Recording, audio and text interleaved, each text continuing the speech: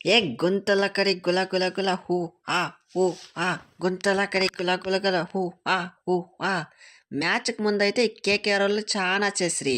భిక్షు యాదవ్ ఉన్నాడు, కొట్టేస్తాడు, ఏమమ్మో చేసేస్తాడు అని చెప్తిరి. ఇప్పుడేమైంది, చివరికి ఆ భిక్షు యాదవ్కి ముక్కు తాడేసి ఇంటికి పంపించినాం. అట్లుంటుంది ఆర్సీబీతోని. ఏ మ్యాచ్ మింకిచ్చేకి ముఖ్య కారణం ఆ రింకు సింగు అట్లాగే భిక్షు యాదవే. నేను నారాయణ అయితే కష్టపడి అది ఒక వికెట్ డీకాక్ వికెట్ పడినా కూడా మేమైతే 100 రన్స్ పార్ట్నర్షిప్ పెడితే అన్ని రన్స్ కొట్టు కూడా లాభం లేకుండా పోయా. మ్యాచ్ నైతే సునాయాసంగా ఆర్సీబీ చేతిలో పెట్టేసిరి.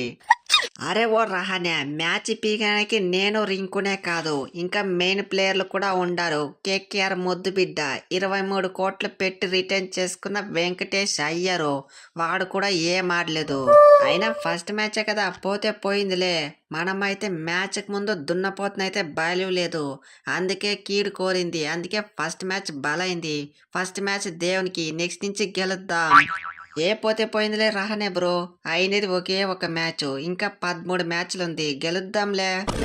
ఏ గుడ్డు పెట్టేవానికి తెలుస్తుందయ్యా గుద్ద నొప్పి. మీకేంటి, బ్యాటింగ్ లో చూస్తే 44 రన్స్ కొట్టినా, అదే కాకుండా బౌలింగ్ లో కూడా మంచి ఎకానమీతో బౌలింగ్ వేసిన. మీరైతే ఒక్కరంటే ఒక్కరు కూడా సపోర్ట్ లేదు. బౌలింగ్ లో కనుక సపోర్ట్ ఇచ్చి ఒక 2 వికెట్లు తీసింటే ఇప్పుడు మ్యాచ్ మనం గెలుస్తుండే. ఎనీవేస్ మ్యాచ్ అయిపోయింది, నెక్స్ట్ మ్యాచ్ గెలుద్దాంలే. అరే ఏంది విరాట్ అన్న, అక్కడ ఉన్నది కేకేఆర్ బౌలర్లా లేకపోతే గల్లీ క్రికెట్ బౌలర్లా? అట్లా చిత్త కొట్టేశావు. విరాట్ కోహ్లీ బ్యాటింగ్ ఆడతా ఉంటే స్లోగా ఆడతారు అనుకుంటారు, నువ్వైతే ఊతికి ఆరేసావు. ఇక్కడ నుంచి విరాట పర్వం మొదలు. నా 973 రన్స్ అయితే ఎవరి వల్ల బ్రేక్ చేసే కయ్యలదు. అందుకే నేనైతే ఫిక్స్ అయిపోయా, ఫస్ట్ మ్యాచ్ నుంచి నేను మొదలు పెట్టా. ఇక నుంచి చూసుకోండి, నన్ను ఆపడం ఎవరి తరమో కాదు. అంతే విరాట్ అన్న అంతే, నువ్వైతే ఆరెంజ్ క్యాప్ గెలు, నేనైతే పర్పుల్ క్యాప్ గెలుస్తా. ఆర్సీబీ ఇన్నేళ్ల నిరీక్షణ కళ అయితే నెరవేరబోతుంది, నేనైతే నెరవేర్చబోతున్నా. అరే కాపు సంగతి పక్కన పెట్టుకున్నాలో, నేనైతే ఒక డౌట్ అడుగుతా. మనం ఆర్సీబీలు, నువ్వైతే అబద్ధం చెప్పనే చెప్పకూడదు. ఈ డౌట్ అయితే చాలా రోజుల నుంచి నాలో మెదులుతానే ఉంది. నువ్వు ఇంతకు ఫాస్ట్ బౌలరా లేకపోతే స్పిన్నరా? అరే విరాట్ బ్రో, నేను ఫాస్ట్ బౌలరు కాదు, స్పిన్నరు కాదు, లెఫ్ట్ ఆర్ మిసిరి మింగే బౌలరు. కావాలంటే ఉమ్రాన్ మానిక్ లాగా 150 స్పీడ్ వేస్తా, లేకపోతే స్లోగా కావాలంటే ఆ శాండ్నర్ లాగా 70-60 కూడా వేస్తాను.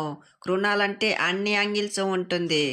అయినా ఇప్పుడు అదంతా ఎందుకు, ఎట్లు తీసిన 3 వికెట్లు. అరే కృణాల్ అన్న, నీకేం పాపం చేసినా నా వికెట్ తీసావు. స్పిన్నర్ అని పేరు చెప్పుకుని ఇసురు మింగి నా వికెట్ అయితే తీసేసివి. ఇదైతే చాలా దారుణము. నీ పనే బాగుంది, వికెట్లు తీసుకొని పేరు సంపాదిస్తావు. హలో మై డియర్ కేకేఆర్, ఎట్లుంది నా రివెంజ్?